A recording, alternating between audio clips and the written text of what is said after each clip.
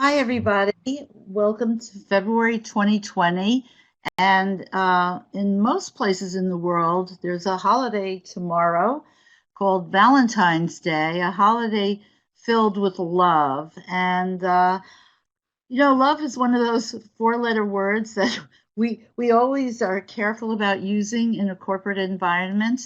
And in my upcoming presentation on Grateful Leadership, Driver of Innovation, I talk about another four-letter word, FAIL, that we need to make safe to use in a corporate environment and to create an encouraging innovative climate by allowing people to fail. And we talk about that in that presentation. So this one is about love, and that's easy for all of us because we all hopefully have experienced a lot of it in this lifetime so far. And I have to say that love is really the underpinning of the power of acknowledgement and grateful leadership, because when we do acknowledge people fully and in a heartfelt way, there is a love that comes through between the giver and the receiver and back again.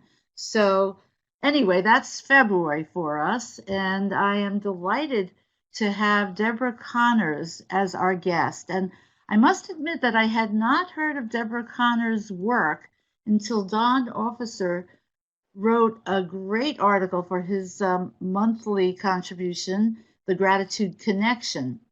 And he wrote an article a while ago about Deborah's work, and I kept feeling, oh my goodness, we must be kindred spirits, soul sisters, or whatever you want to call us. But I think our messages are so well aligned, and she's going to be speaking today about creating a culture of gratitude, 3 grateful leadership practices to unite positivity at work. And our acrostics expert, Harry Waldron, you have to pay attention to her acronym for positive. It's beautiful. It's just like your many wonderful acronym acrostics that we're going to check out one for today. But Donald, I would like to give you the honor of introducing Deborah and her work, because you know it better than any of us do at this point, I believe. And I have to say, Don wrote the best interview. He wrote up an interview with me when my Grateful Leadership book was first published, and it was the best one. He wrote it for the Positive Psychology newsletter. So he's really got the knowledge of the underpinnings of this work and a lot of work. So Don, please take it.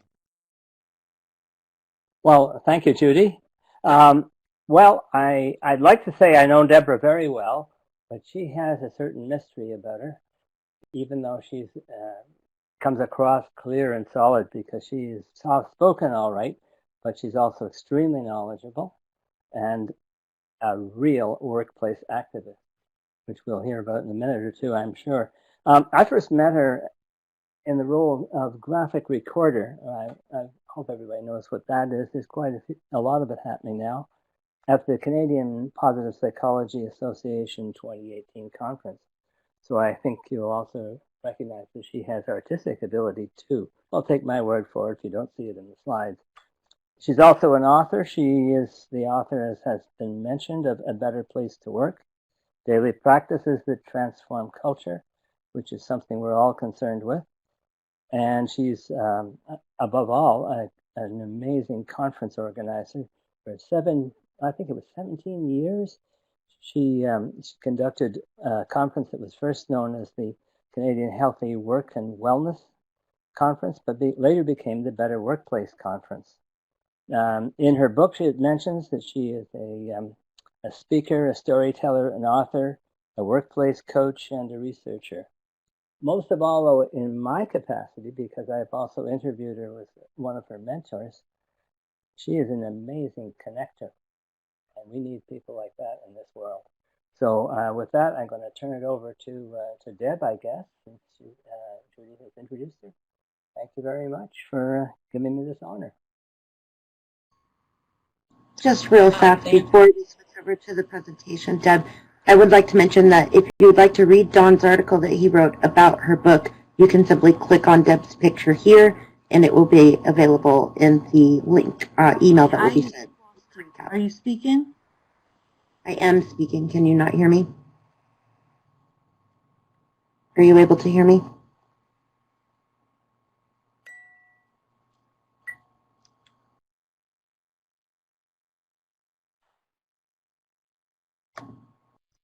Okay, so Stephanie and Cheryl said that they can hear me. Anyway, I'm sorry. Just if you want to read the article that Dawn wrote, please click on the image here, or you can get it from the recap as well.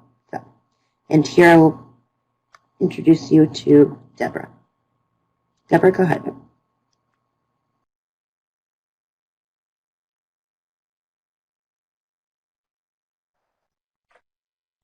Thank you, everyone. I'm just taking a second here to share my screen with you. Are we having audio difficulties now?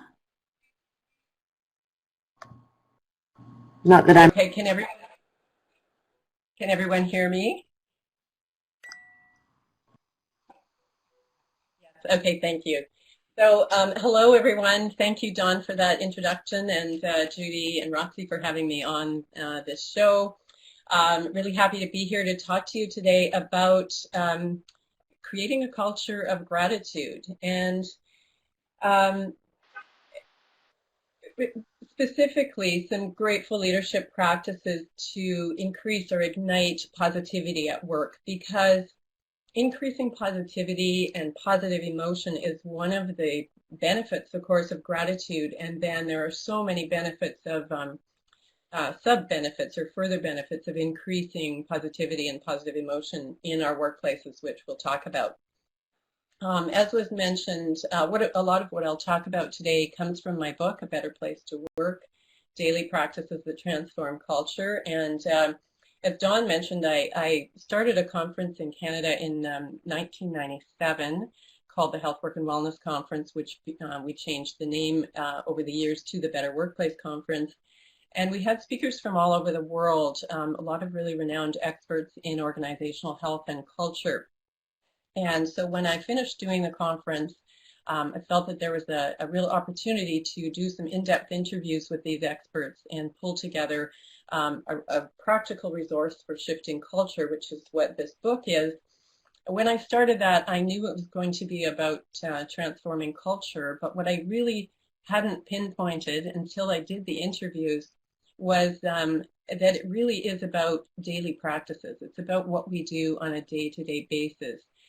Because a lot of senior people get involved in developing big strategies and policies and practices to shift culture, which all, of course, support a healthy culture. But it is, if our practices don't change, it's really about what we do on a day-to-day basis. And if those practices don't shift, then the culture, of course, won't shift. So today we're going to talk about how we can shift our practices as leaders to create a culture of gratitude. And I'd like to just show you this slide to begin with. This is one of the many diagrams I have in my book with this upward and downward spiral. In this particular one, we've got the upward spiral toward flourishing, and these are some of the green boxes you see are some of the benefits of increasing positive practices in our workplace.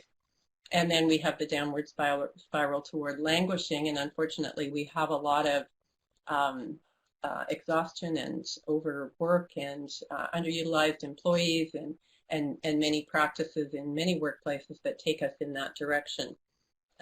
So in going in the positive direction with our practices, in my book I talk about 50 daily practices that we can incorporate over time. And when I'm talking to groups in workplaces, to leaders, to speaking at conferences, one of the practices I always talk about is gratitude, because it is one of the simplest practices to incorporate, and it has the potential for such a huge benefit. So I'd like to start with that. As practice number one, as leaders, if we want to create a culture of gratitude, it of course starts with a daily practice ourselves of personal gratitude. And many of you will be familiar with the research on daily gratitude and gratitude journals and how that impacts your positivity. But the practice itself is sitting down and writing down 3 or more things every day that you're grateful for.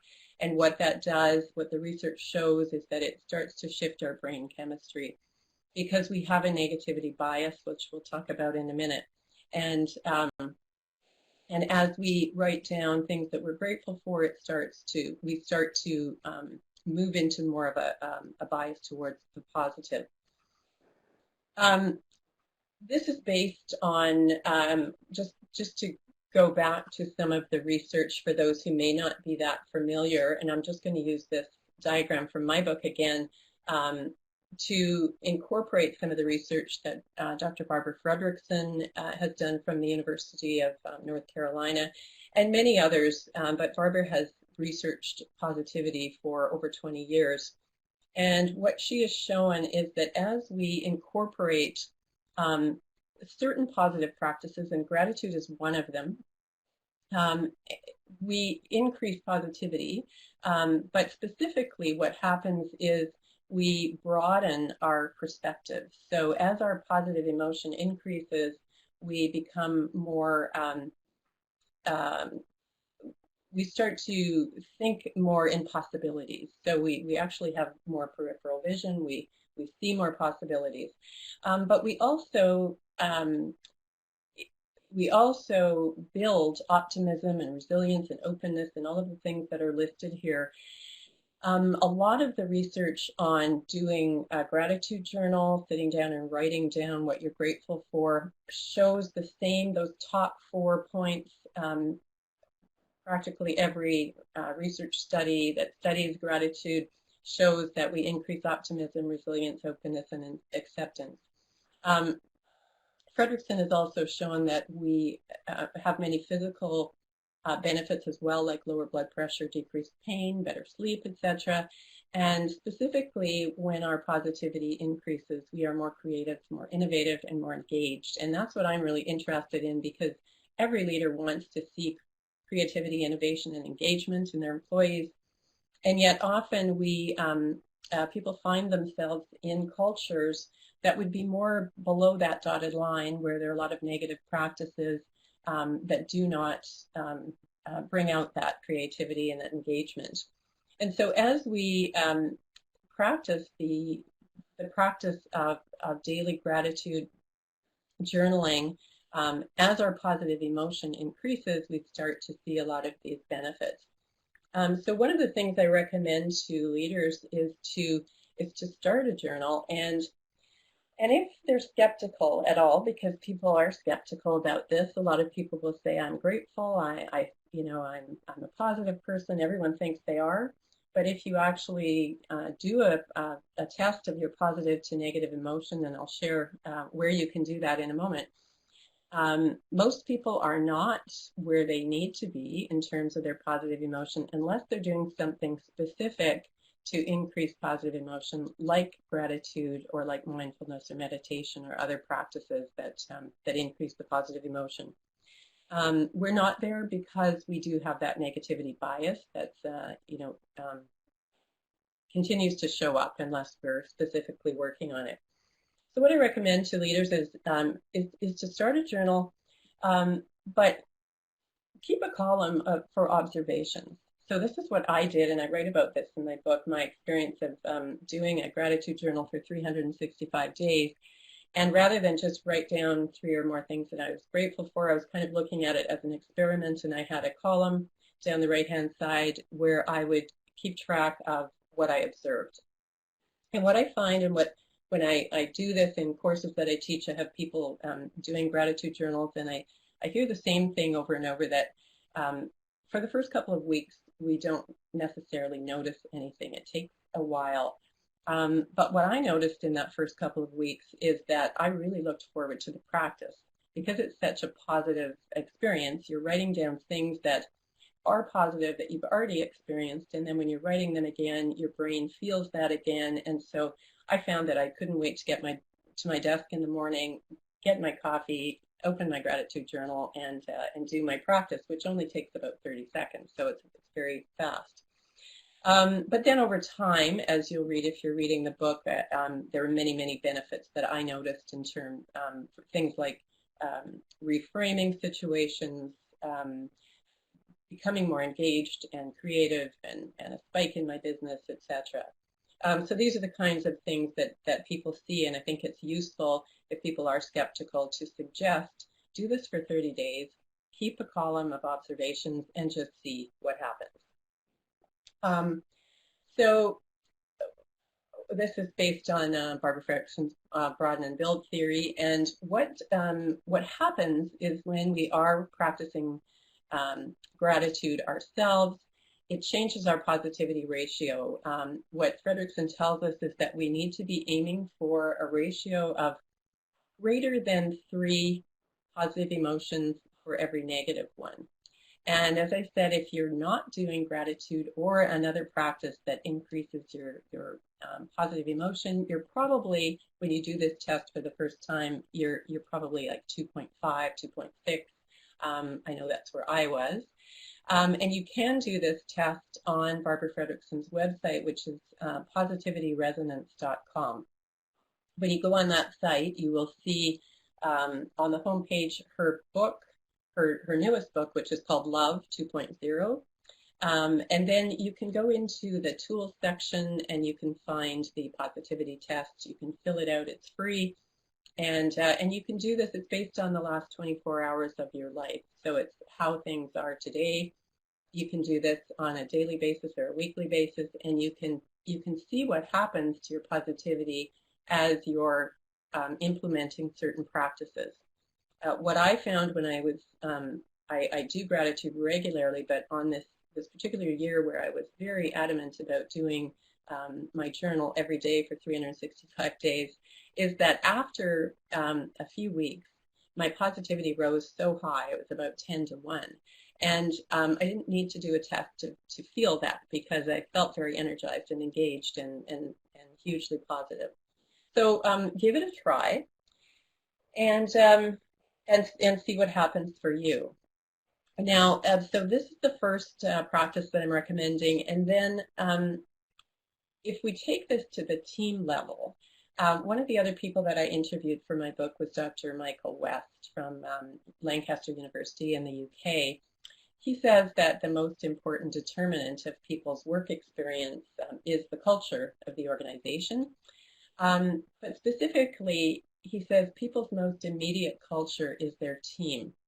And so if we think about, when people think about the culture of their organization, what they're thinking about it are the people that they are in contact with most often, which is usually their team. And if we can incorporate practices into our teamwork that increase the positive emotion in our teams, gratitude, appreciation, then that can spread throughout our organization and start to shift the culture over time. So what we know about teams is that the most effective teams have 5 or 6 positive interactions for every negative one. And I was going to ask you, just in the chat box right now, or if you want to unmute yourself, how many positive to negative interactions do you think a regular team has? And I'm going to ask Roxy to share what you're saying here, because I've lost the connection on my other computer, so I can't see the chat box right now. How many positive to negative interactions do you think most teams have?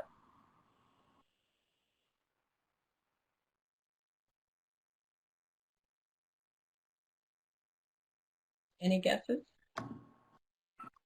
I will. Okay. Teresa says 1 positive to 5 negatives. Okay. And Wow.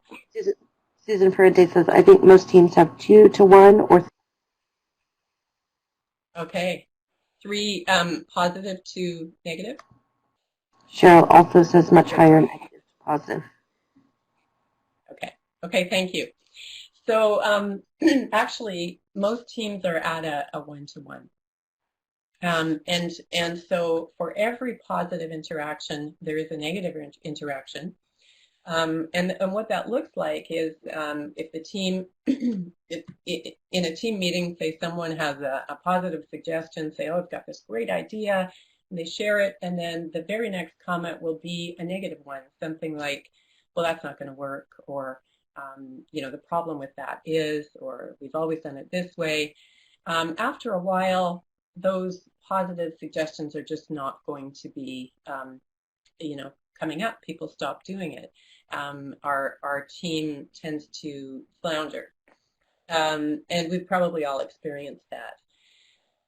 So what a piece of research that Dr. Michael West has led in the UK is with the National Health Services, so hundreds of thousands of employees. And what they have offered is coaching to leaders on creating more positive and resilient teams. And I'll tell you a little bit about what they did, but the results that they saw as teams increased their positive,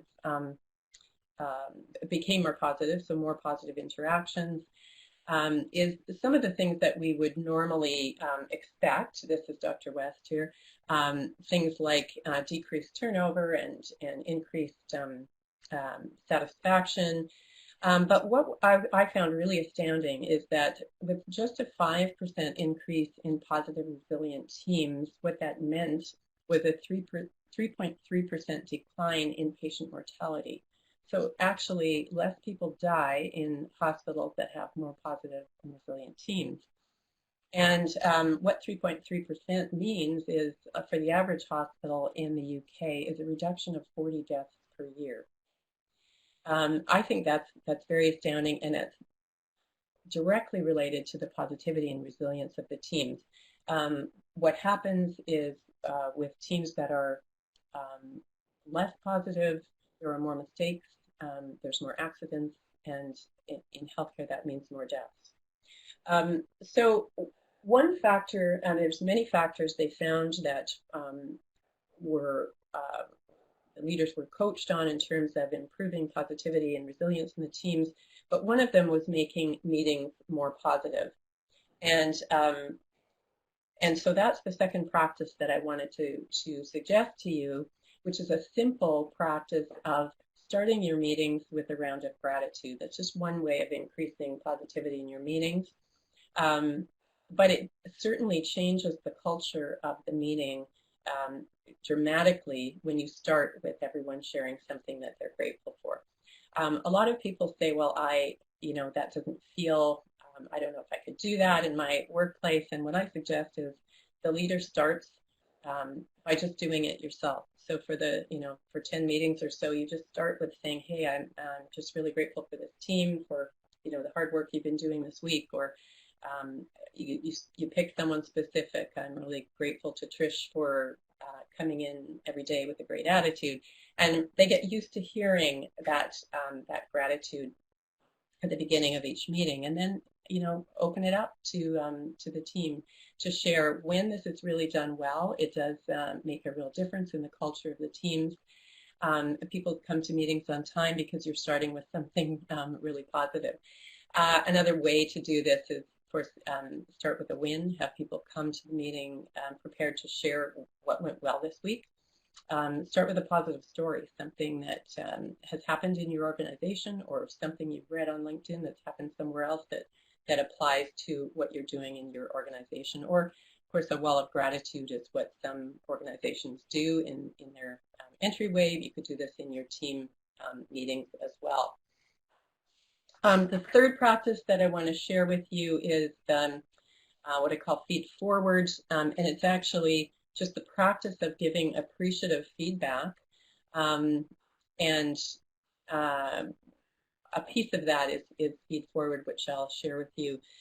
This actually comes from not my book, but another book called Conversations Worth Having, using appreciative inquiry to fuel productive and engaged workplaces. And this is by Jackie Stavros and Sherry Torres. What their review of the research shows is that our feedback should be 80% positive. And I teach a course for them on Conversations Worth Having, and when I talk to people in workplaces, this is not what we hear. Most people don't get a lot of feedback that's positive. Often people hear when they're doing things wrong, but they're doing things right probably 80% of the time and just not getting a lot of feedback. Our constructive feedback should be about 20%. And the way to give constructive feedback in a really appreciative way is this idea of feed forward. And how it works is you frame the situation to say, this is what we're talking about. I want to talk to you about how you're facilitating meetings. Here's what I really like about what you're doing. I like how you're getting people engaged. And here's what would make it even better. So this is where you add the constructive piece.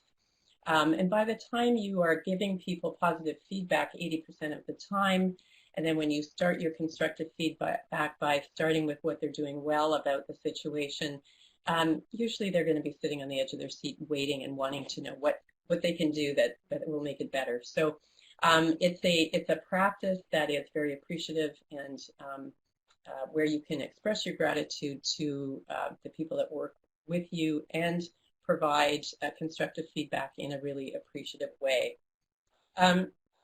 So that's a brief overview of 3 practices that you can incorporate into your leadership style. Hopefully there's something from here that you can take away today and use right away. And just as we finish up, I wanted to say if you want to go deeper into any of this work, first of all, of course, my book is available on Amazon and on my website, A Better Place to Work, so I go deeper into all of these. I also have a free e-newsletter on my website. You can sign up for that, and there's articles going out every couple of months.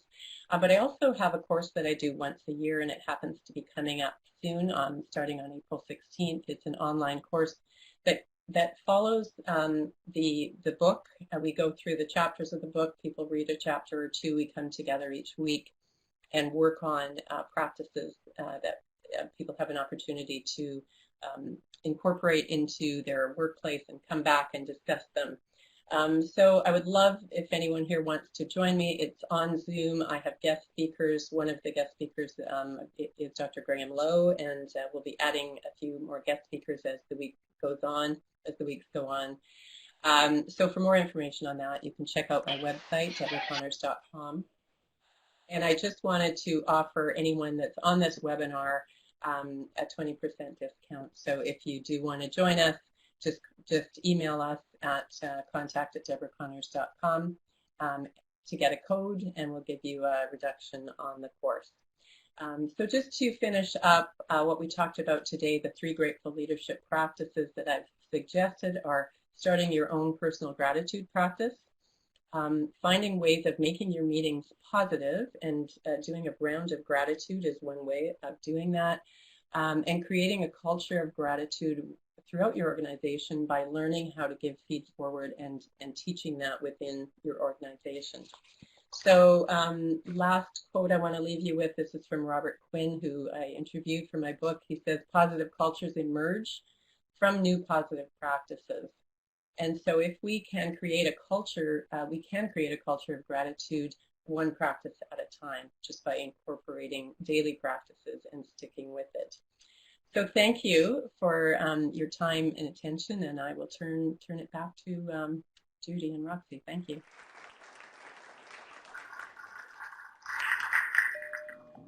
Thank you so much, Deborah. Judy is still having some audio issues, but I don't know if she is able to speak through Bob's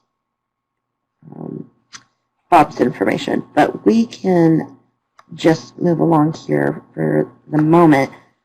I know that Judy really wanted to acknowledge. Yes. Me all right? Can you hear me? Yes. Okay, Now we can hear you. Yes. First of all, my apologies, first and foremost to Deborah, because I missed a good part of your wonderful sounding presentation. So the minute that goes back into our archive, I'm going to listen to it. So thank you. I'm sure it was wonderful. And this has never happened before in 3 years, so I don't know what happened today. But in any event, we are just, yeah, I'm sorry, you were going to say something? Oh, just, yes. I do online work all the time, and stuff like this happens, so no problem. But Yeah, glad to be thank here. you. Great. And let's see. I just saw somebody. I saw a hand raised, and that was, oops, that was Tricia. Was that Tricia? Yeah. Tricia, did you want to say anything quick before we move on?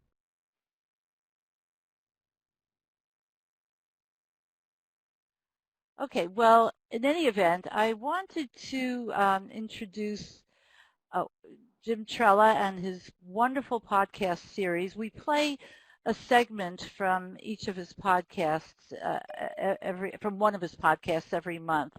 And this one was so particularly and profoundly moving that I'm just going to share it with you in entirety.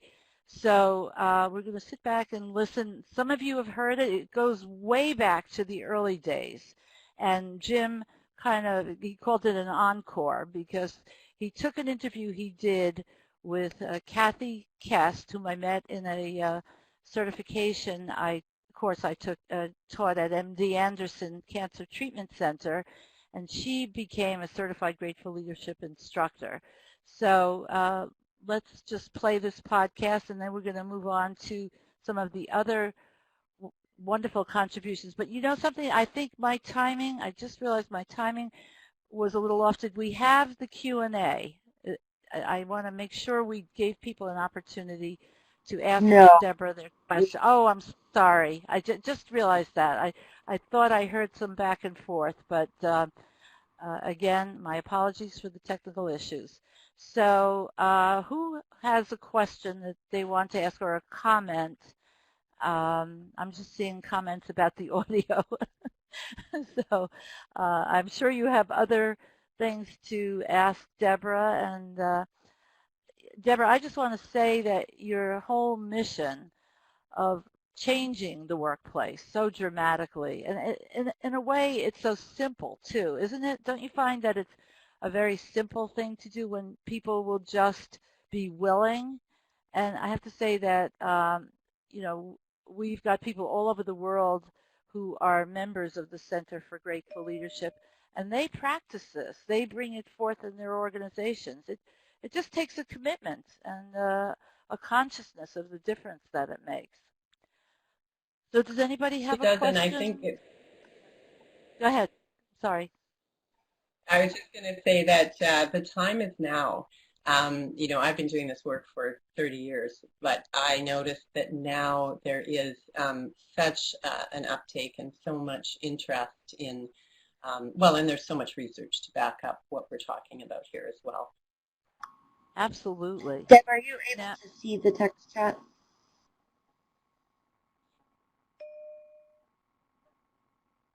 Well, let's just go on to Susan Parente shared something. She said, I think so much of this is about awareness, absolutely, and consciousness, as Judy just said. And Linda Rozak Burton, who herself is a gratitude author and promoter, said, love your mission, as Judy mentioned. This is important work. And, you know, people sometimes underestimate the importance and the power of this kind of work. And that's why as we gather here every month, we always find new speakers who can really bring the mission to another level or a higher level. You know, I hold no concern that, you know, somebody's going to get it better than I do or explain it better. So I'm always willing to learn from other experts, which is very exciting. And I will read your book, too. I will definitely get a copy and read your book, Deborah. Also, Tom. Yes.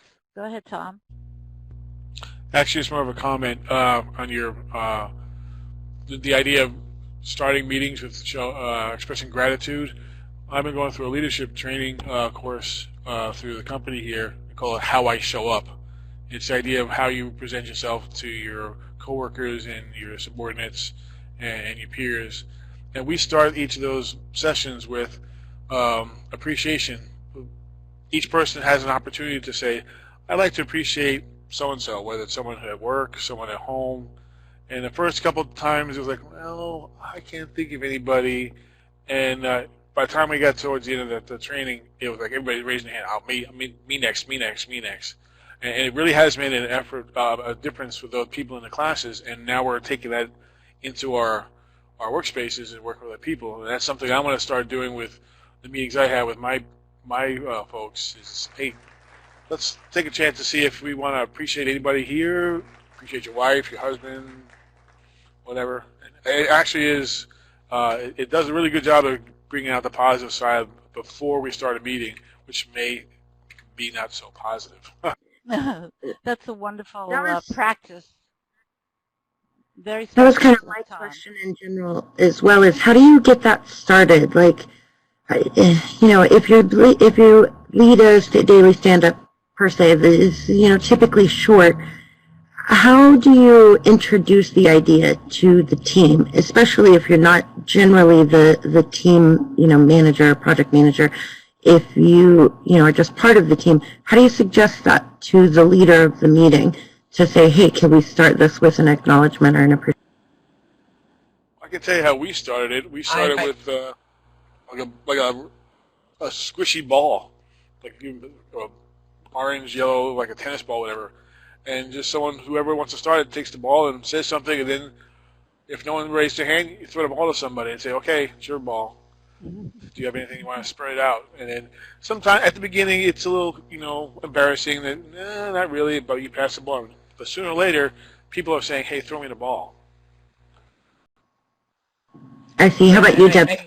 For that? I think with some leaders, it's important to just share the research, and there's so much research out there now, and share examples from other organizations and say, I think this could really benefit us, and give them all that background, and then offer to lead that piece yourself, perhaps.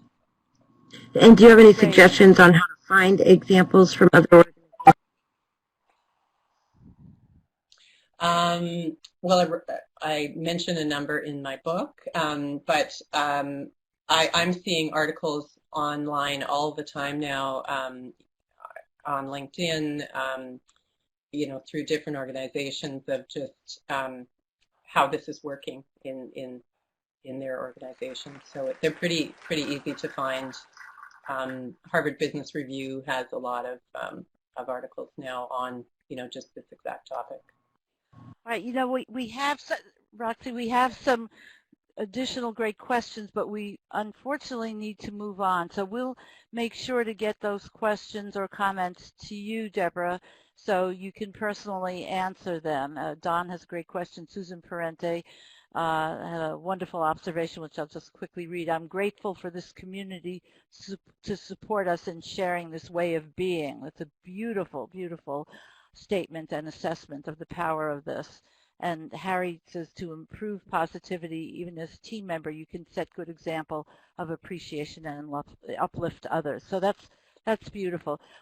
We may not hear the whole podcast today that Jim did, but you can all find it. So I'm just going to do the beginning of it and the story that Kathy Kest tells. Hi, this is Jim Trella. In addition to being the host of this podcast, I'm also an employee of General Motors. The opinions expressed during this podcast are those of the host and any guests, and not the opinions of General Motors. Welcome to the Art of Grateful Leadership podcast. In this episode, we're going to revisit one of the most popular Art of Grateful Leadership episodes. It's episode number 4, with Kathy Kest, and is one of my personal favorites. Based on the number of downloads, it's one of yours, too. Kathy Kest will be the guest speaker at the Center for Grateful Leadership's April webinar. It's free to all members, so if you aren't a member, be sure to become one so you can join us. Kathy is the District 56 Director for Toastmasters International. In May, Kathy will be giving our own Judith W. Umlas the Communications Leadership Award for touching and changing so many lives with her message of the power of acknowledgement and grateful leadership. This will take place at the District 56 Spring Conference in Houston, Texas, May 1st and 2nd. Let's listen to Kathy's inspirational story of the power of acknowledgement. A class 3 years ago that changed the way I see and respond to people forever. My name is Kathy Cast. I'm an IT project manager at MD Anderson Cancer Center in Houston, Texas. I'm also a Distinguished Toastmaster and Division Q Director for District 56. The class I attended 3 years ago was called Grateful Leadership. Judy Umlas, author of the book Grateful Leadership, taught the class. I chose this class because of the title, but the message was simply profound, and it was the idea of treating others with a deeper respect that touched my core. Learning the power of acknowledgement to change lives for the better gave me a mission. I was never to be the same. When my son left home and went to college, I was an empty nester on steroids. I began working 3 jobs, my regular day job, also a waitress job where I could serve others and be around people, and finally a large ladies' dress shop so I could help bigger than average ladies see their own beauty. One night when I was waiting tables, a young lady sat in my section. She ordered everything, and I mean everything. She started with a cocktail, then she ordered a big fried onion that was enough for 4 people. She ordered a salad and a steak. She even ordered dessert and another cocktail. Well, this took a lot of time. Over 2 hours, we visited. We exchanged life stories, told childhood histories, laughed at each other and ourselves. We shared disappointments as well as victories. Her name was Carol. I told her to come back soon and how great it was to get to know her.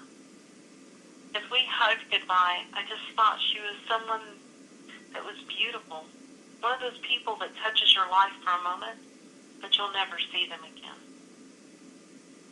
The next day, in walks Carol with an older woman who looks just like her. Her mother, perhaps. That was indeed the case. Carol was delighted to introduce me to her mom. They said that they just couldn't wait to meet me because Carol had talked about me all night long. I went about the business of taking their order and being their waitress. And at some point during their meal, Carol went to the ladies' room, I presume. I saw her mother urgently waving me over to the table. I thought something must be wrong and ran over to see what was the matter. As I approached the table, her mother grabbed my hand with both of hers. Tears began streaming down her cheeks. And she told me that Carol confessed that last night had been her last meal. As soon as she finished dinner with me, her plan was to go out and commit suicide. Talking to me helped her to find the strength to keep living, she said. I was stunned. I hadn't done anything at all. Nothing that special. All I did was see her. Grateful leadership, acknowledging others, is not something I try to do. It is now just what I do naturally. Seeing people from the inside out instead of from the outside in changed my life and was instrumental in saving Carol. I am currently in training to become a grateful leadership trainer because I want to help others see themselves and those around them for the amazing humans they are. I am called to serve. I am challenged to lead. I am purposed to be that voice that says, acknowledge one another and find the power within. Who would think that just taking time to talk to a customer where you work would make a life-changing difference in a person's life? Today, many people feel like they are invisible or just part of the great machine. Nobody knows who they are or cares about them. Have people in our society become as throwaway as a paper plate or a used napkin? Take some time to look. I think that's one of the most dramatic stories I have ever heard in all of my years of grateful leadership and the power of acknowledgement training and consulting and coaching. And I think it's a brilliant reminder to us all how powerful this simple practice is in our workplaces, our communities, and our families. So Jim couldn't be here today, but I do want to thank him for his ongoing contribution. He's been doing a podcast every Monday for, what episode was that? That was 144 weeks. So he's an amazing contributor, and I want to also just turn to Harry Waldron's wonderful acrostic. You can see his just delightful acrostic with "Love is the answer," and just lost it, Roxy, if you can bring that back. But you can see his Valentine in the corner there, and it's adorable. It's on the member pages. You do have to be a member of the Center for Grateful Leadership to access these kinds of contributions. Not to come to a webinar. Anybody can come to a webinar, but I invite you to all come. And then I also wanted to just briefly show you the Gratitude Connection and Don Officer's latest connection. The Gratitude Connection is it's a brilliant idea to connect grateful leadership to many, many other ongoing initiatives. For example, Deborah Connor's initiative. So that's how we learned of Deborah here. And it's a fabulous article. Don, I don't think we're going to have time to really go into it, but you know, authentic leadership and grateful leadership have a lot in common. If you want to take just a moment to talk about it, literally, we're going to put the stop clock on you, only because we're running a little bit behind. And Don, did you want to say anything briefly about this? Yes, I guess Deborah is still here. I mentioned one of her mentors, namely Robert Quinn, whom I had the privilege of emceeing a dialogue between the two of them a while back. And one of our previous guests, Richard Sheridan, tells a story in his book, The Chief Joy Officer, of how he met Robert Quinn, or Bob Quinn as he calls him, because they became close friends, and they both lived in Ann Arbor. So, you know, it is a small world. And I found that Deborah's connection has opened a number of other possibilities and ways of looking at how we do our work and how we live, which I am very appreciative of. So I want to show a little grateful leadership of my own in extending that to her and all the people she's introduced me to. That's wonderful. And maybe Robert Quinn would like to be a guest presenter sometime. We can look into that. That'd be wonderful. Okay, thank you, Don. Sure. And everybody, really, I urge you to read these. People spend a lot of time and really work at these things, and I'm a tough editor. Would you agree, Don, old officer? I'm a tough editor. We have our little routine. So I can't really say a thing about that. Okay. Well, I just, I always want the contributions because they're so thoughtful. I just want them to be the best they can be. So thank you for your ongoing work every month. Never misses a month. And Roxy Nevin herself, our site administrator, has a wonderful, wonderful column for everybody who has or has ever had a parent, and that's all of us, so who has children or has had a parent. So she did a beautiful column this month. I'm very honored by it because she specifically references a dialogue she and I had that made a difference for her. So I urge you to just please read through it by going to the member articles once you become a Center for Grateful Leadership member. And it takes, I think, exactly 22 seconds to join, and it's free. So I urge everybody who's not already a member to go there. And then I think we're going to Roxy, did you want to say 30 seconds about this?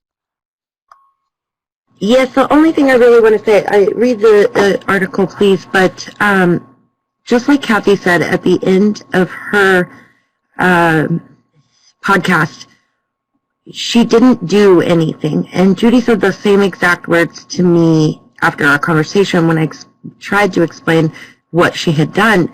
She said, I didn't really do anything. I just opened, your emotional state, because I was having such a hard time writing about something about gratitude when in my personal life and in a few other things, aspects of life, I was having a very difficult time feeling grateful for anything at the moment. And it was just a very small conversation with Judy where she just released my stress by saying, you don't have to finish the article before the webinar. Just give us a little, something. And she just took off so much pressure, and the way she said it and the way that it was such a small thing, but she still, I don't think she realizes how big of a deal it was, because that little one single moment changed my entire perspective, my entire attitude, and I have had a great day and yesterday and today since. And she doesn't realize what a state I was really in before to after, and it made such a big difference. And then my article just kind of flowed out of me, and it made a huge difference. And it was one small positive interaction, and I think it just speaks volumes to this message as to how such a small positive interaction can affect you so greatly. Oh, that's beautiful, Roxy. And yes, that's exactly the point that Kathy drives home more dramatically than I think I've ever heard it before. So thank you for that. And then let me just see. Can you access the next feature? Oh yeah. Okay. This is the little teaser. I'm going to tease you with the session that I'm going to be leading for the Leadership and Innovation Conference starting March 5th. So it's 30 seconds long, and I'll just play it for you.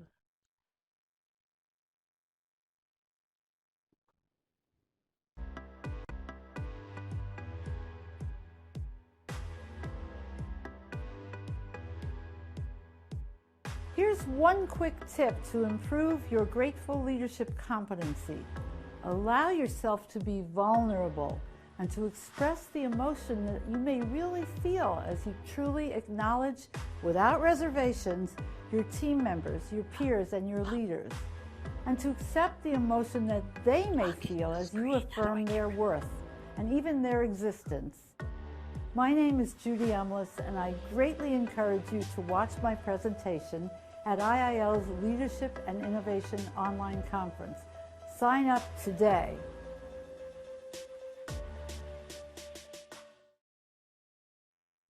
So I really hope you will be there. And Roxy, I think we have a discount code for anybody who wants to sign up for this conference. Yes, if you look there, yes, it's CGL member. If you see there on the right-hand side, use promo code CGL member for $10 off of the cost. Okay, wonderful. And hope to see many of you there. And I think the last thing we want to mention, other than who's speaking next month, which is quite an exciting thing for me personally, I hope for all of you. But right now, here's the easy way to join the Center for Grateful Leadership. And it's just gratefulleadership.com. Go there, and you'll get our monthly webinar invitations by being a member. Otherwise, we won't automatically send them to you. We promote them, but we don't send them specifically to you unless you're a member. And you can has click a little on the graphic. You can click directly on the graphic to reach the page for signing up. Also, Judy just wanted to mention that Jim just popped in. Oh, that's wonderful. Jim, welcome. We just played your Kathy Kest podcast. It was amazing, really amazing. And sorry we didn't have you for the whole thing, but I'm sure you're going to want to listen to this session by Deborah. It was, from what I can tell, it was amazing. I had a few technical issues, but I know the work and what she was trying to get across. So, I will okay, did you want them to take? Yeah, go ahead. Yeah, I will Jim. definitely listen. Get in there. I'm sorry. Today was just one of those triple book days, and but Yeah. I am so sorry that I had to miss today. I look forward to seeing it. That's what's great about having it on the in the archives. I can go back. I can Yes. look. I can listen to it, and you know, we can take it from there. I get a lot of the information that I use for my podcasts come from here, and then I just build off of it. So thank you. Yes, and I'm sure you, after hearing her presentation, you will want Deborah as a guest. So that's my prediction anyway, not trying to push you in any direction, but I think you'll want to have her. So, okay, Roxy, you want to just give a quick summary of this poll and what Yes, you want people absolutely. to do? Yep, if you could just pick how you heard about the webinar today. I see we have had quite a few participants drop out already, but a lot of people had meetings to go to, etc. But this just kind of helps us get a feel for where you heard about us today, and we appreciate you being here.